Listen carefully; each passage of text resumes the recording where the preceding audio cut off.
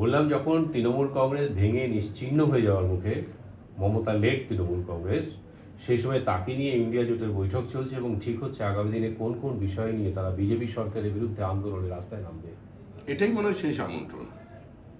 পরে তথাকথিত জোট, ইন্ডিয়া জোট, যেটার বাস্তবে কোনো অস্তিত্ব নেই, তারাও আর ডাকবে না, কারণ সঙ্গে তো কেউ নেই, সবাই তো চলে গেছে। যারা জন্মলগ্ন থেকে তৃণমূল কংগ্রেসের সঙ্গে ছিল, যারা মমতা বন্দ্যোপাধ্যায়কে কোনোদিন অপ্রাসঙ্গিক হতে দেয়নি, নিজেদের ঘাম রক্ত দিয়ে দেওয়ালে ঘাস ফুলে গেছে, তারাই তো নেই।